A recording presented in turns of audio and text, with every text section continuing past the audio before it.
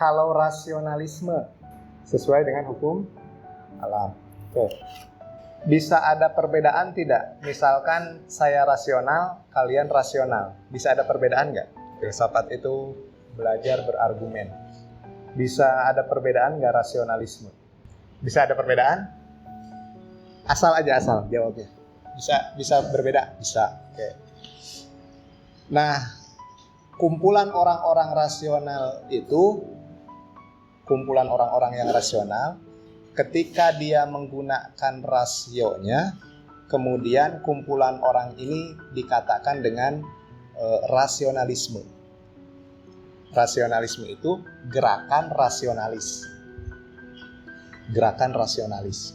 Nanti pilihan hidup kita kita itu mau jadi golongan rasionalis atau golongan empiris atau golongan kritisisme atau golongan mistis. Seperti mistis itu seperti siapa lawannya pesulap merah itu? Syamsuddin. Atau jadi tipe orang-orang seperti itu mistis. Kalau si pesulap merah masuk ke mistis atau ke rasionalisme? Rasionalisme. Jadi kegagalan orang-orang mistis bisa dibantah oleh orang-orang rasionalis. Kita akan sependapat dengan yang si Syamsuddin atau akan sependapat dengan si pesulap merah? Pesulap merah, berarti kita masuk ke dalam golongan rasionalis. Sampai situ kita masuk golongan rasionalis. Kenapa rasionalis? Kita dikatakan rasionalis karena melihat segala sesuatu itu harus dibuktikan dengan logika, masuk akal.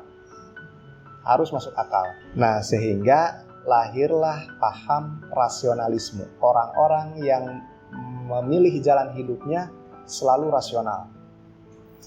Ketika terjadi gempa di Cianjur, orang yang rasional itu akan menjelaskan sesar yang ada di Jawa Barat, pergerakan tanah. Orang yang mistis akan mengatakan itu azab dari Allah karena mereka telah misalkan berjamaah dalam kemurtadan, banyaknya perzinahan. Nah, itu orang-orang mistis.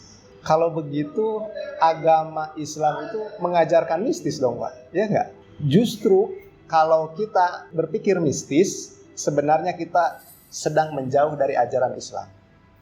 Justru ajaran Islam itu, ternyata Islam itu satu-satunya agama yang paling rasional.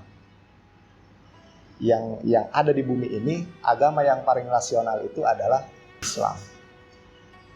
Kenapa bisa begitu? Karena dari kajian teksnya, argumennya itu semuanya logis rasional kalau kita kaji betul-betul.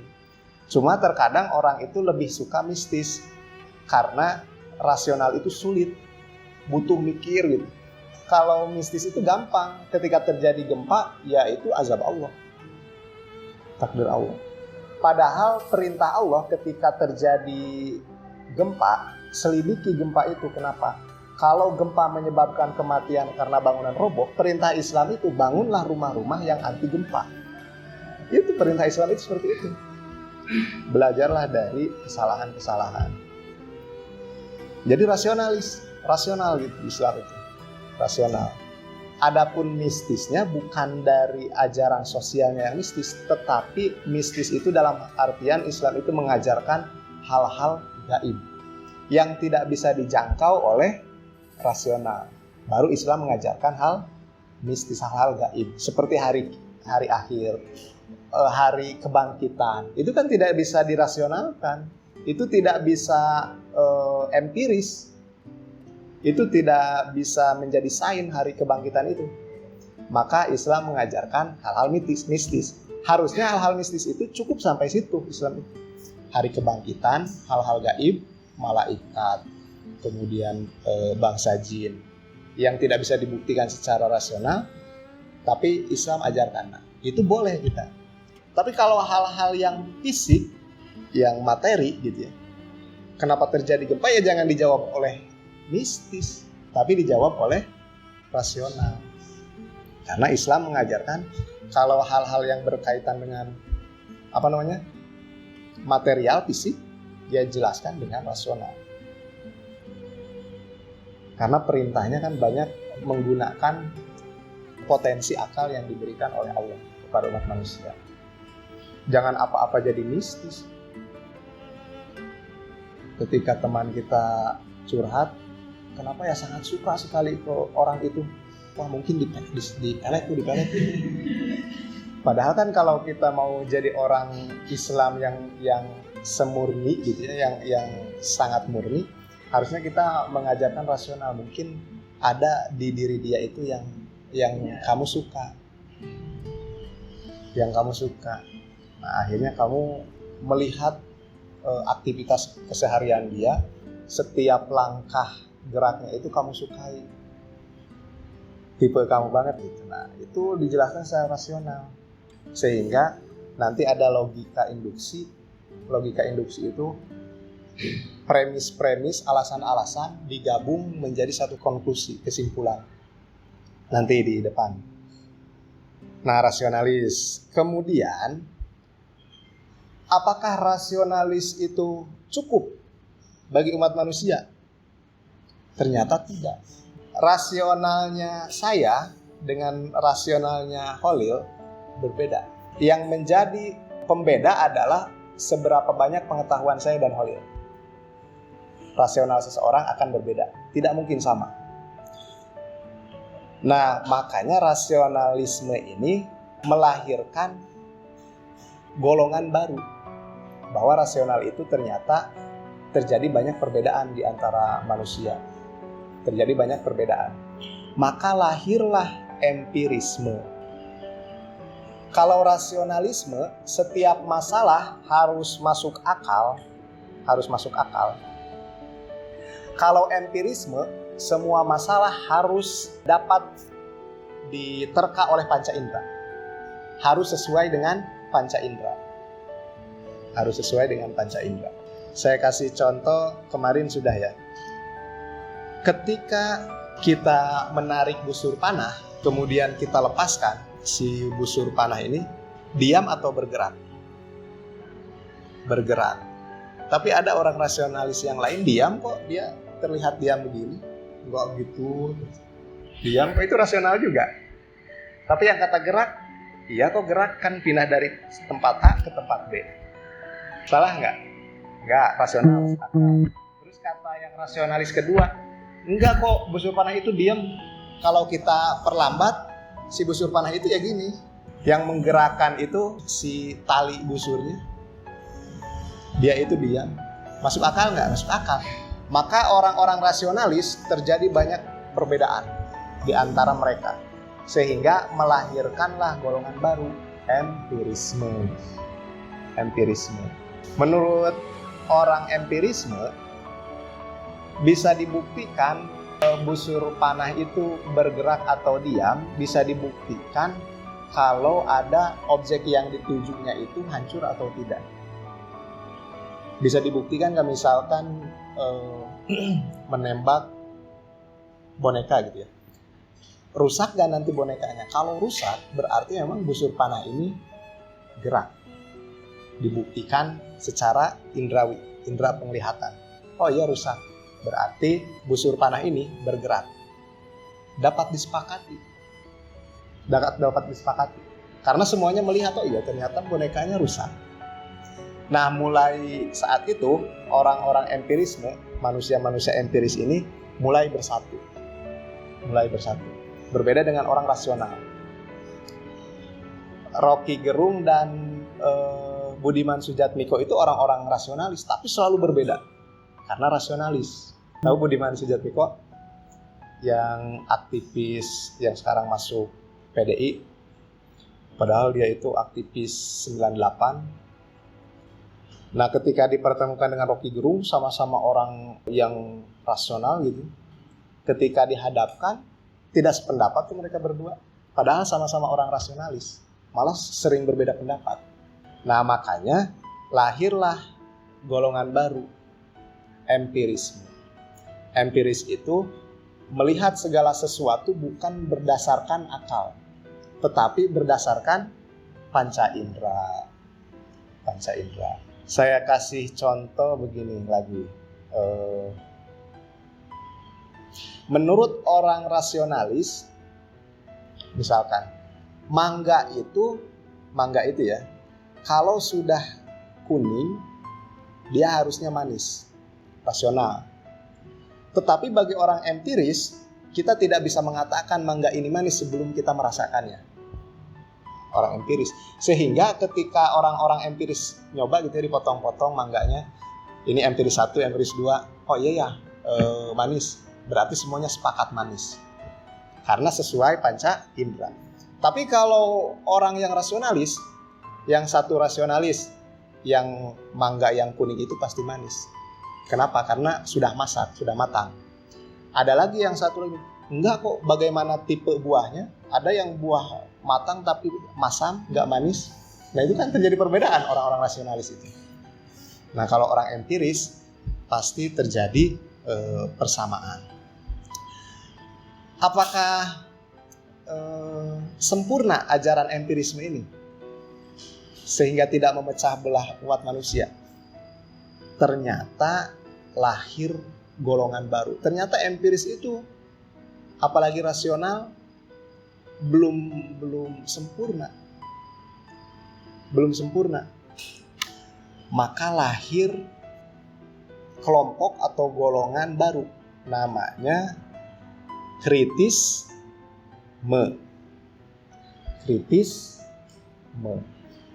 Paham yang mengkritik rasionalisme dan paham empirisme. Jadi paham rasionalisme dan empirisme itu dikritik oleh golongan baru, namanya kritisisme. Nah, apa yang dikritik? Harusnya kalau rasionalisme bolehlah dikritik. Tapi empirisme apa yang dikritik? Coba, apa yang dikritik? Nah, pelopornya yang mengemukakan golongan baru ini Immanuel Kant. Nah, menurut Kant, kedua golongan ini belum sempurna. Dia ambil contoh begini.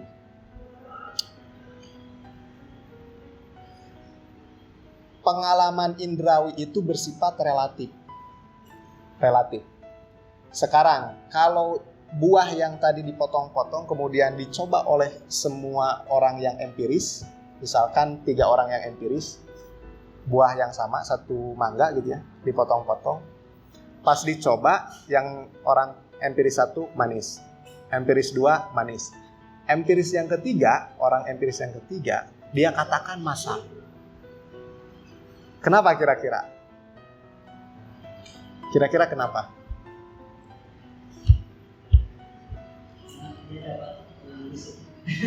Bagian yang bukti, tapi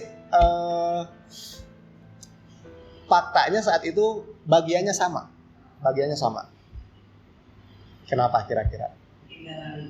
Karena lidahnya. Indra itu bersifat relatif. Kalau saya pandang Khalil dari sini begitu tampan, tapi orang yang melihat Khalil dari belakang relatif. Panca indera itu relatif. Kalau air le mineral misalkan yang dingin, bukan dari kulkas ya, yang biasa, ketika dimasak pakai api gitu ya, api sedang gitu, bisa mendidih dalam waktu misalkan 5 menit. Tetapi kita bepergian ke kutub utara misalkan, dengan kompor yang sama, dengan suhu le mineral yang sama, waktunya akan jadi 15 menit. Ya enggak?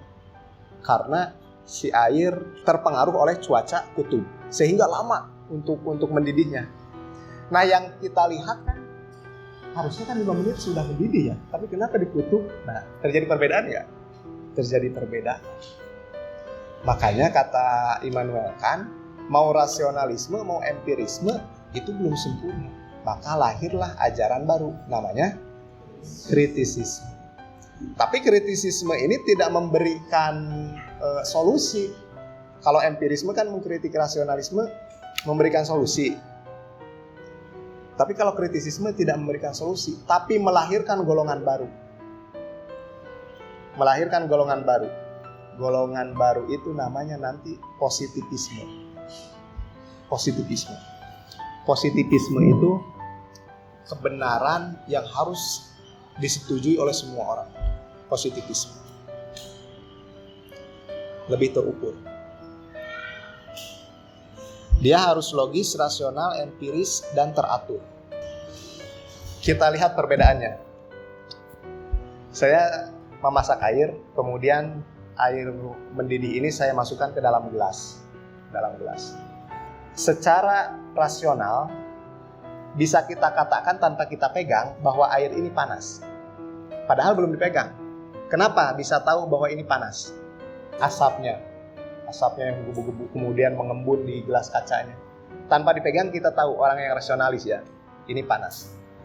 Kalau orang empiris, bagaimana menentukan gelas ini panas? Dipegang, harus dipegang. Panas ternyata. Kalau orang positivisme tidak cukup. Panasnya air mendidih ini, apakah sama panas air mendidih dengan besi mendidih? Panasnya kan sama-sama panas. Bisa diukur tidak oleh empiris dan rasional? Tidak bisa. Hanya bisa diukur dengan positivisme. Kalau orang positivisme bukan hanya sekedar menurut indrawi, dipegang.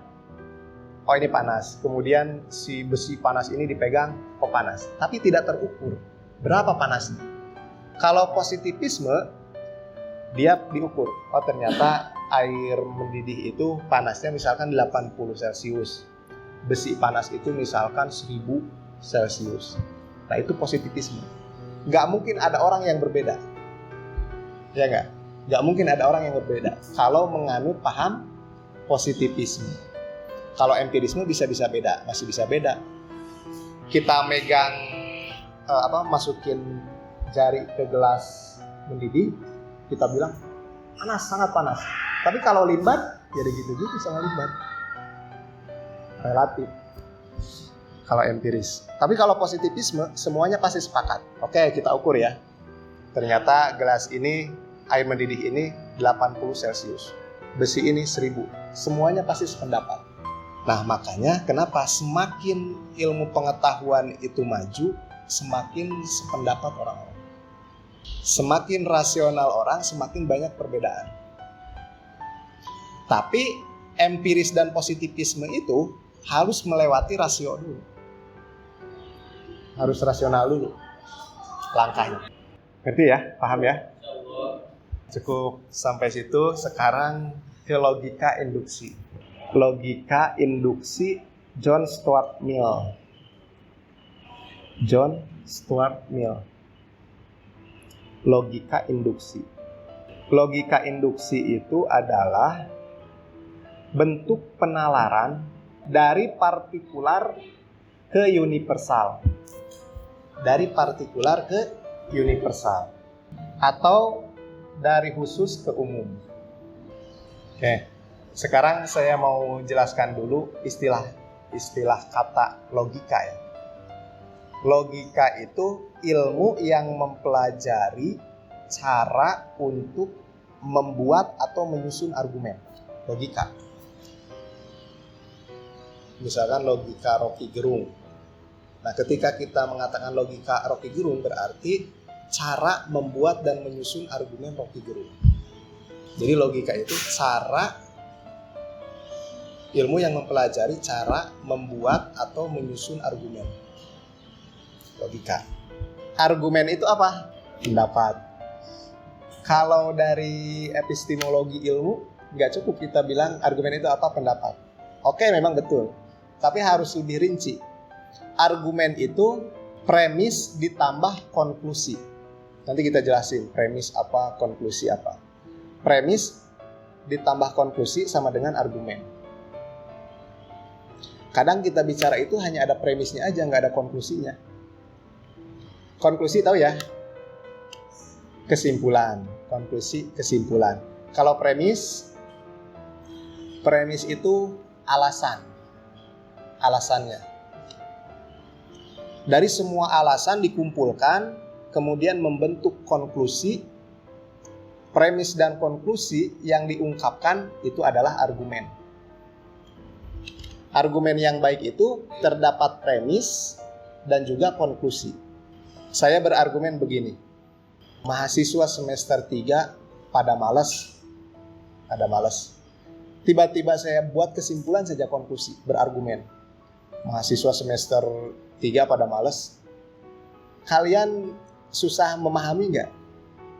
Ada pertanyaan lagi nggak dari argumen saya itu?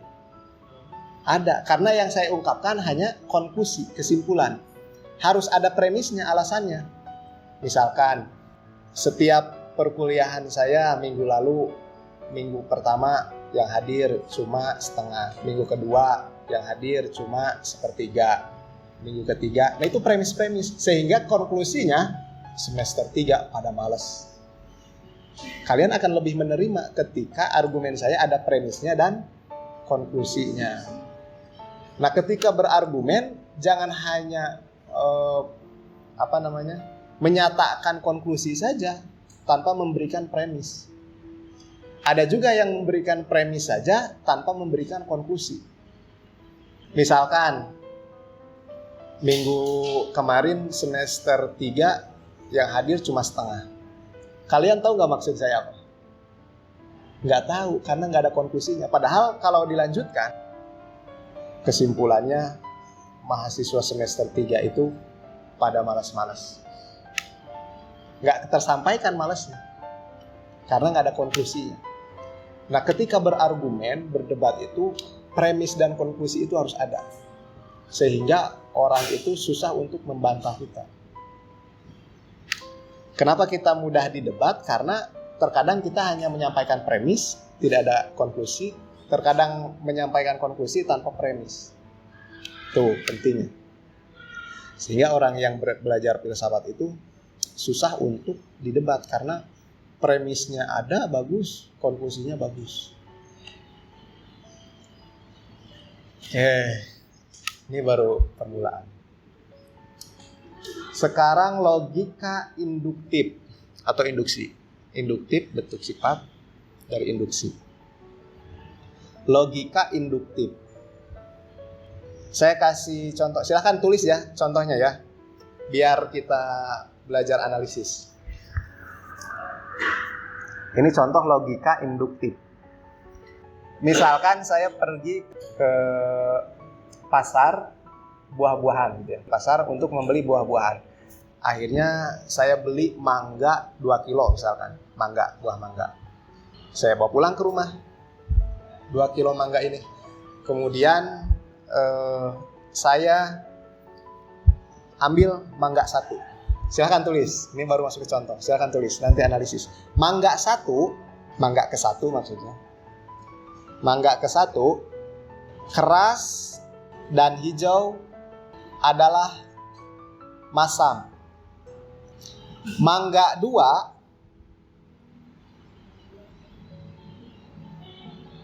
keras dan hijau adalah masam. Setelah dicoba mangga yang kedua, dari ciri-cirinya keras juga hijau, pas dicoba ternyata masam. Sama mangga kedua. Mangga 3, mangga yang ketiga, Bapak coba lagi. Keras juga sama ciri-cirinya, hijau dan hijau adalah masam. Nah, kita ambil 3 mangga saja sebagai sampel. 3 mangga sudah kita coba, sudah kita lihat secara indera, kemudian kita kupas. Ketiga mangga itu punya ciri-ciri yang sama dan punya kesimpulan yang sama, masam. Menurut kalian konklusinya jadi bagaimana? Ini kan baru premis. Ketiga ini premis. Konklusinya kira-kira bagaimana? Jadi semua mangga yang keras dan hijau adalah masam. Itu konklusinya. Jadi semua mangga yang keras dan hijau adalah masam. Premisnya mangga ke-1, mangga ke-2, mangga ke-3. Itu premisnya. Nah, logika induktif kalian kasih tanda. Premisnya harus empiris. Jadi kalau kita mau membuat logika induktif, premisnya harus empiris. Kalau empiris, kegiatan mana di contoh itu? Yang empiris. Premis yang mana? Yang mana saja?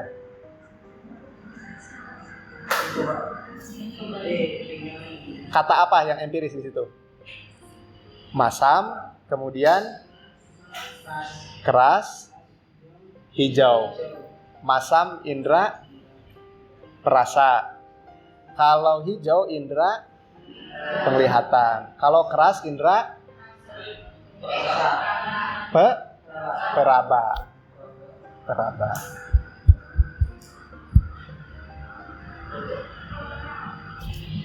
Nah, premisnya kalau logika induktif itu harus empiris. Konklusinya harus lebih luas dari premis. Konklusinya harus lebih luas dari premis. Konklusinya harus lebih luas dari premis.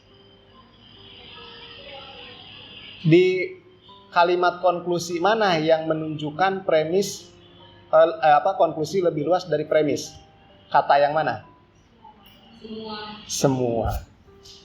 Berarti konklusinya semua mangga yang 2 kilo itu semuanya masam. Padahal yang dicoba hanya 3 mangga. Nah, ini namanya logika induktif. Logika induktif. Dari partikular ke universal. Partikular itu satuan-satuan khusus. Yang dicoba itu mangga ke-1, mangga ke-2, mangga ke-3. Tetapi konklusinya universal. Jadi mangga yang tidak dicoba pun ya kita kasih kesimpulan masam.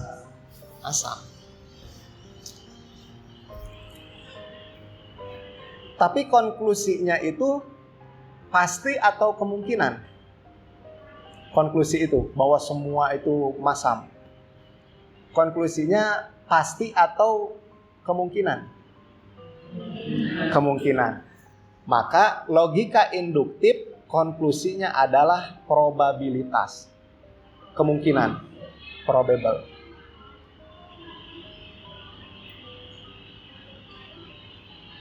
Ketika kita menggunakan logika induktif, maka konklusinya itu probable. Probabilitas. Sifatnya kemungkinan. Sifatnya kemungkinan.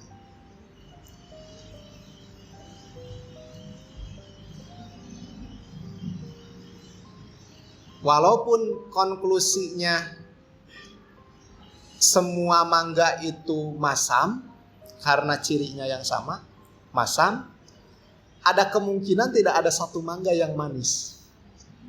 Ada. Boleh jadi pas di tukang buahnya itu ada buah yang tercampur, misalkan beda tipe. Kan ada yang buah yang kalau di rambutan itu ada ropiah gitu, yang manis. Kalau di buah juga ada. Si mana lagi? Itu kan mudanya pun manis. Bisa jadi ada ketukar satu. Berarti konklusi dari logika induktif itu probabilitas, kemungkinan.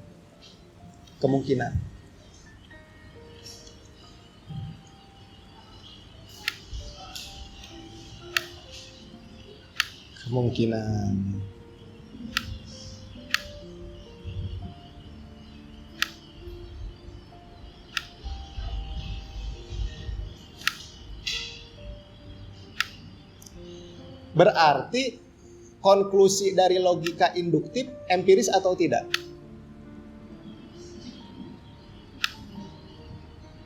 Konklusi dari logika induktif empiris atau tidak? Tidak empiris. Konklusi logika induktif tidak empiris.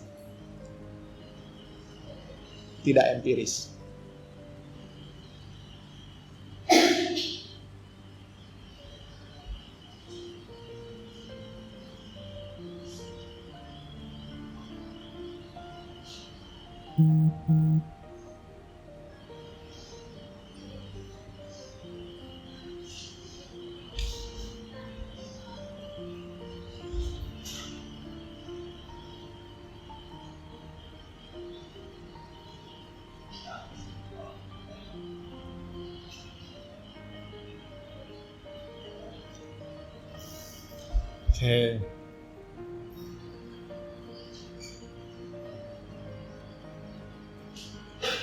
Ada yang bisa buat contoh nggak kira-kira?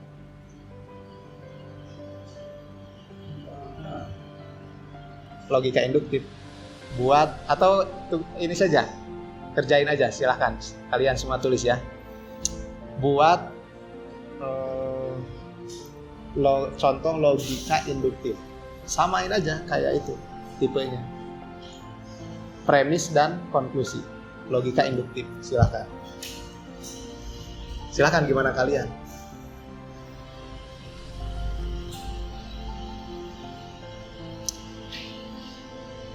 Misalkan saya punya teman perempuan, teman dekat gitu. Dia itu sangat baik gitu. Hari pertama dia sangat baik, hari kedua dia sangat baik. Ciri-cirinya bermacam-macam ya, misalkan dengan memberikan perhatian. Pokoknya kesimpulannya adalah baik premisnya ya. Perempuan ini baik, hari kedua baik, hari ketiga baik. Saya simpulkan perempuan ini baik. Konklusinya perempuan ini baik. Berarti konklusinya probabilitas atau pasti? Probabilitas. Bisa jadi besok dia jadi jahat. Nah gitu. Jadi kalau ada orang yang membuat konklusi, saya mempunyai pacar yang begitu baik, itu jangan dipercaya. Nggak empiris tuh. Nggak empiris. Prediktif. Nggak empiris. Silahkan buat apa saja.